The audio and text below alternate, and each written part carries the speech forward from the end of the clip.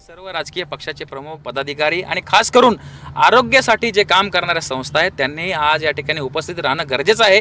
कारण काही विशिष्ट समाजाकडून एक हेकेखोरपणा चालला जातोय। स्थानिक रहिवाशांचं स्पष्ट म्हणणं आहे की आम्हाला कबूतरखाना त्या ठिकाणी नकोच आहे।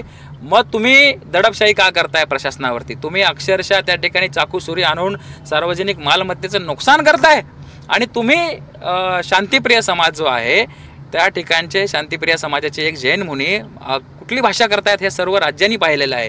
म्हणून आम्हाला त्या ठिकाणी जावं लागतं। नक्कीच आमच्यासोबत सर्व आहेत। मला खात्री आहे की आज 10 वाजता तुम्ही बघा सर्व त्या ठिकाणी उपस्थित असतील। आपण बघतोय की पोलिसांनी देखील तुमचं आंदोलन होऊ नये यासाठी मोठ्या प्रमाणात बंदोबस्त तैनात करण्यात आलेला आहे। आपण आता सध्या दादर परिसरामध्ये आहोत। दादर परिसरात देखील पोलिसांचा मोठा बंदोबस्त आहे।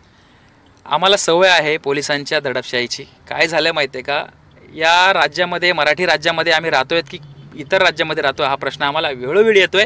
गेल्या 10-11 वर्ष आम्ही चळवळ राबवतोय मराठीची आणि मराठीचं काम करत असताना आम्हाला सर्वात जास्त त्रास या आपल्या प्रशासनाचा होतो।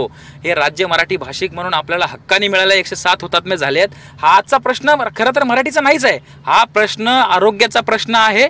आणि कोणीतरी शस्त्राची भाषा करतंय, कोणीतरी आंदोलन मोर्चे करण्याची भाषा करतंय आणि नागरिकांना वेठीस धरतंय। आता पुन्हा मोर्चे काढणार आहेत हे। उद्या जर राज्याची कायदा सुव्यवस्था परिस्थिती निर्माण झाली तर याला जबाबदार कोण असा प्रश्न आम्हाला पडतोय। म्हणून आज आम्ही त्या ठिकाणी जाऊन प्रश्न विचारणार आहोत। कुणाला तर या पोलीस प्रशासनाला, गृह विभागाला आणि महानगरपालिकेला, तुम्ही अजूनपर्यंत यांच्यावरती गुन्हे का नोंद केले? काय कारण असावं गुन्हे नोंद झालेले नाही या सगळ्या जो समुदाय होता त्यांच्यावरती? सत्ताधारी एक मंत्री महोदय यांच्या बाजूनी आहेत। पैशाची ताकद, सत्तेची ताकद, ही जी पॉवर आता सध्या वापरली जाते त्याचं हे कारण असू शकतं असं आम्हाला नक्कीच खात्री आहे।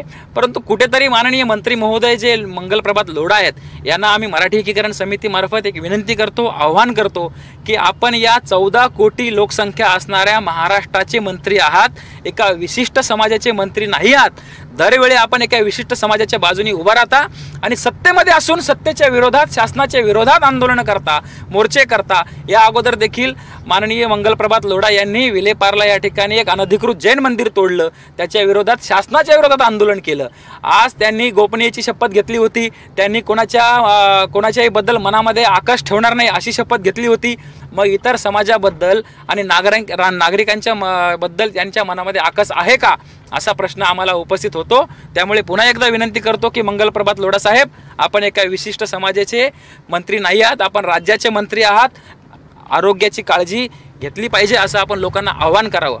अच्छा, मंगलप्रभात लोढा यांना तुम्ही आवाहन करतायत, मात्र आज तुम्हाला पोलीस ताब्यात घेतील असं सांगितलं जाते। तुमच्या मागावर पोलीस आहे, काल रात्रीपासून पोलिसांचे फोन नोटिसा सुरू आहे। जर तुम्हाला ताब्यात घेतलं तरी हे आंदोलन सुरू राहील? हो, माझे सहकारी, मराठी एकीकरण समितीचे सहकारी दादर या ठिकाणी पोहोचलेले आहेत आणि हे एक लोक चळवळ आहे।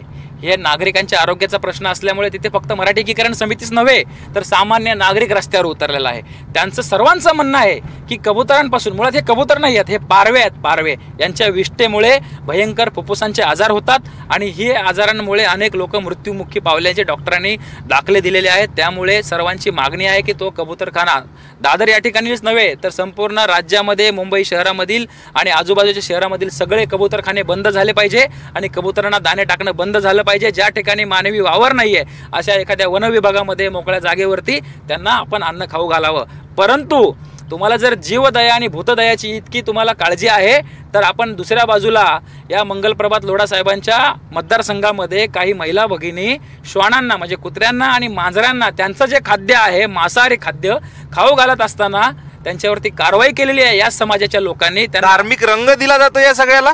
धार्मिक रंगाचा आपल्याला सर्वांना स्पष्ट आहे की धर्म याच्यामध्ये आणला जातोय। तुम्ही आरोग्यासोबत धर्माला जोड देऊ नका, कारण आपण जर मानवी जीवनच राहिलं नाही, मनुष्यच जर राहिला नाही तर उद्या भविष्यामध्ये कबुतरांना दाणे टाकणार कोण हा प्रश्न आपण स्वतःला विचारून बघा। या सगळ्यात आपण बघतोय की तुमच्या गेल्या आंदोलनाच्या वेळी महाराष्ट्र नवनिर्माण सेनेचे अध्यक्ष राज ठाकरे यांचा पक्ष भक्कमपणे पाठीशी होता मीरा भाईंदरमध्ये। त्या ठिकाणी देखील एका विशिष्ट भाषिक, विशिष्ट समाजाच्या लोकांच्या माध्यमातून शक्ती प्रदर्शन केलं होतं। मग दादरमध्ये एवढे दिवस मनसे गप्प का हा प्रश्न तुम्हाला पडत नाही आहे का?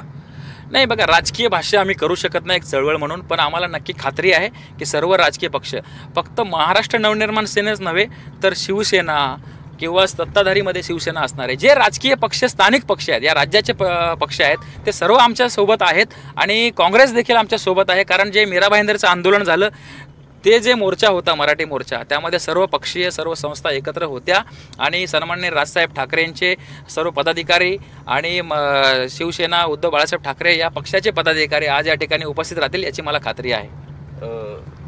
येत्या काळात देखील जर अशा पद्धतीने त्यांचा आग्रह जैन समाजाचा जैन समुदायाचा आग्रह कायम राहिला तर मराठी एकीकरण समिती देखील त्यांचा तीव्रता वाढवेल आंदोलनाची. नाही, नक्कीच तोच इशारा द्यायला आम्ही आज चाललो आहे. तुम्ही पोलीस प्रशासनाला आणि नागरिकांना वेठीस धरू नका, कायद्याने वागा. कायद्याने सांगितलंय तुम्हाला, उच्च न्यायालयाने सांगितलंय, सर्वोच्च न्यायालयाने सांगितलंय, कबुतरांमुळे आजार होतात, त्यामुळे अनेक मृत्युमुखी लोक पावलेले आहेत. त्यामुळे कबुतरांची भूतदया जीवदया आहेत. तुम्ही ज्या ठिकाणी मनुष्य राहत नाही त्या ठिकाणी वावर नाही, त्या ठिकाणी तुमची भूतदया दाखवावी. आणि जर तुम्ही शस्त्र काढायची भाषा केली तर मग आम्हाला देखील त्याच पद्धतीने उत्तर द्यावं लागेल, याची देखील नोंद घ्यावी. पण एकीकडे आपण कुठल्याही सभेतनं शस्त्राची भाषा केली तर त्यावर गुन्हे नोंद होतात, असे अनेक उदाहरण आपण बघितलेले आहे. मात्र जैन समाजाकडनं त्या दिवशी चाकू देखील वाटण्यात आले, महिलांच्या हातात शस्त्र होते, चाकू होते. ह्याकडे तुम्ही कसं बघता? मला तोच प्रश्न पडतोय की पोलीस गप्प काय आहेत, गृह विभाग गप्प काय आहे. अक्षरशः पोलिसांनी महिला भगिनीला त्या ठिकाणी धक्काबुक्की केलेली आहे, चाकू सुऱ्या काढून ते कापलेलं आहे आणि सार्वजनिक मालमत्तेचं नुकसान. एखादा फलक जर तुम्ही त्या ठिकाणी रस्त्यावरती लावता ना त्यावेळेस तुमच्यावरती विद्रुपीकरणाचा गुन्हा नोंद होतो. मग आज तर इतकं मोठं नुकसान केलंय, मग आपण कारवाई का करत नाही आहात? कोणाच्या दबावाखाली सगळं प्रशासन काम करत आहे? सगळ्यावरती गुन्हे नोंद झाले पाहिजेत. त्या ठिकाणी जे अवजार आणले, हत्यारं आणले, त्यांची चौकशी झाली पाहिजे आणि शस्त्रांची भाषा करणारे हे जे जैन मुनी कोणी आहेत त्यांच्यावरती देखील गुन्हा नोंद झालाच पाहिजे. आज त्या ठिकाणी हेच मागणं करायला आम्ही त्या ठिकाणी पोहोचतोय आणि गुन्हा नोंद झालाच पाहिजे याच्यावर आम्ही ठाम आहोत. तर आपण बघतो या जैन समुदायावर गुन्हा नोंद झाला पाहिजे आणि शस्त्राची भाषा करणाऱ्या जैन मुनींवर का गुन्हा नोंद झाला नाही या सगळ्या संदर्भात जाब विचारण्यासाठी आज हे आंदोलन मराठी एकीकरण समिती करते. आणि दुसरीकडे मराठी एकीकरण समिती देखील इशारा देत आहेत की जर शस्त्राची भाषा यापुढे जर कुठला एखादा विशिष्ट समाज करत असेल तर त्या समाजाला देखील त्याच पद्धतीने या समितीच्या माध्यमातून उत्तर दिलं जाईल.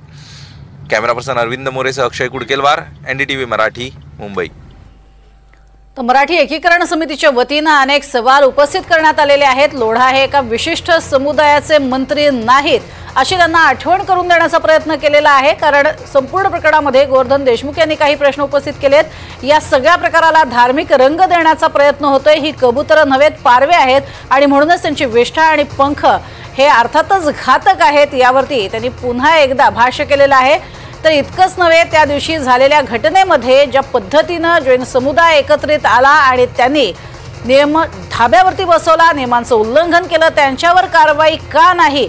आम्ही खरंच महाराष्ट्रात राहतोय का असा सवाल आम्हाला पडलेला आहे, असा प्रश्न आम्हाला पडला आहे, असं सुद्धा यावेळेला त्यांनी म्हटलेलं आहे.